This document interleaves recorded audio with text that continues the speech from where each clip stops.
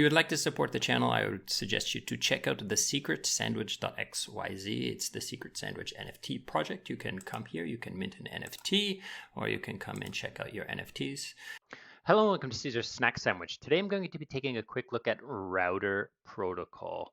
Now, router protocol was put into my shill list. If you have a protocol that you would like me to take a look at and make a video, I just come in here and add it to the shill list. It's free. So, and I'll get around to it eventually. Okay, so router protocol. Router protocol is a Cosmos SDK blockchain bridge. Now, it's not the first one I've ever looked at, but there is a small thing in there that I think is new. But I will go through and kind of explain to you how this thing works. As always, I would suggest you to come to the docs and read through it. There's a lot of stuff in here that you probably don't need to know in order to be just a user. But if you're a dev, then there's a lot of information in here on how to set up and how to take advantage of this this protocol.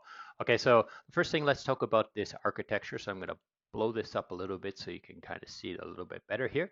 So it works like a normal bridge in many ways. You have your contracts on, say, let's say this is a source chain, maybe let's say it's Ethereum, and you have your token contracts or your smart contracts there, and then you deploy this gateway contract, which these nodes look at this contract and wait for events to happen on this contract, and then they will call events on the target chain, and then it will like send that logic to this application contract. Okay, now I'll talk about this in a second, but let's kind of go through some ideas here. So there are several things you can kind of do here, and one could be like, oh, I just want to send a message. So on this, someone calls a function here to like, oh, to buy an NFT on this chain per se. So they send their money into this contract. This contract tells the gateway, oh,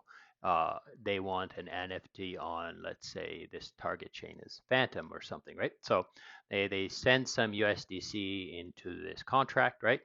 It tells this contract, the orchestrators, these nodes, they're listening to this.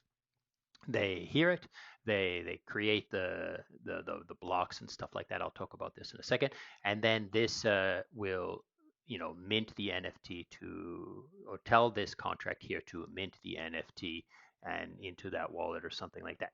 So there are several things you can kind of do. You can kind of send a message across, right? Or you can also send a message across, but then also send a confirmation back. So maybe this contract wants to keep this, the source chain wants to keep track of everything that's on all of these other chains. So if they want to do that, then they can kind of send a message across and then also send a message back across that says, yeah, that was done. Okay. So what makes this special is there's a blockchain in the middle. Okay. So bridges kind of work like this in many ways. But in the past, the bridges have been run by private servers. So these are like a server network or private servers, and they are listening to these and executing these. They have the private keys to these to the target chain gateway contracts, and they execute these things based on listening to these contracts. However, what a router does here is they use a Cosmos blockchain. So there's a blockchain in the middle. So when this orchestrators, when they hear this event, they build a block, and then the blockchain actually validates that this thing is true, and then they write it to the blockchain.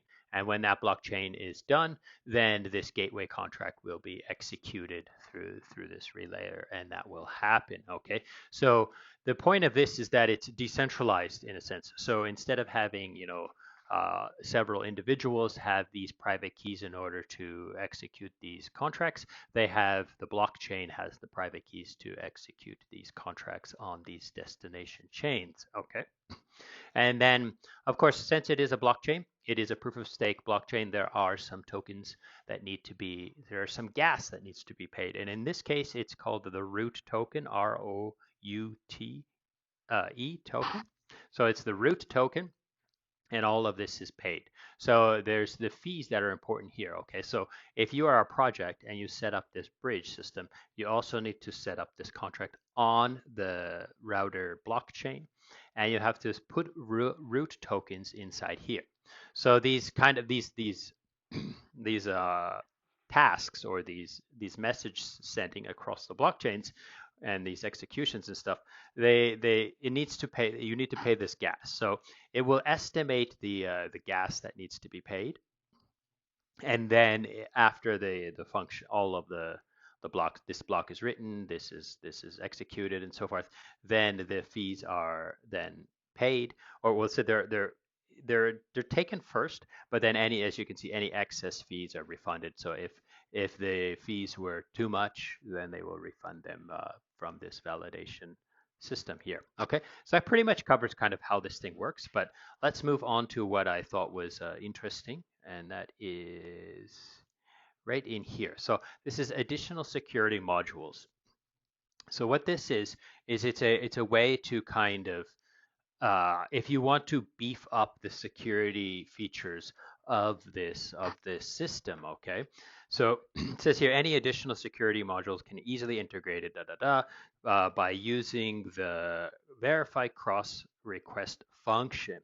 So what it requires, when the function returns true, then the block, then the system will go through. So if we go back to the picture here, so let's say this gateway contract has a lot of speculations, a lot of systems, like maybe it wants to wait for 24 hours, or it wants to make sure that that user has an NFT, or that user has the right to do this kind of stuff. So there can be logic put in here that returns a Boolean true that these orchestrators then watch. So it allows for the developers of this bridge to customize this the security here, to increase the level of security, so that these orchestrators and then the blockchain validators, this blockchain doesn't do things until those speculations, or those perimeters are met. Okay, so the last thing I'm going to talk about is this is mostly testnet right now, as far as I can tell. They might be deployed on mainnet right now, but when you go to the supported chains, it's all just testnet stuff in here in the docs, but maybe the docs hasn't been updated. It does say that the dApps is just something where you can transfer a message across from one chain to another. You can exchange some testnet tokens, and then Voyager is probably going to be the first dApp built on this router blockchain that allows you to transfer tokens from one chain to another. Okay, so this is a pretty quick video. I know it's a short one. Maybe it's pretty early for this, so you might want to dig deeper, take a little bit, more looks, watch this for a little bit longer, and find out if something comes from this. And like I said, this isn't the first time I've covered or I've read about a blockchain, that a Cosmos blockchain that is being used as a bridge. So hopefully this will, I'm not sure if this is going to be the next one, or if it's going to be better, or what have you. But they have a full suite of tools and stuff. They are obviously developing this and building it all out and so forth. So as usual, I hope this has been useful and interesting. This is what I read today, and thank you so much for watching, and goodbye.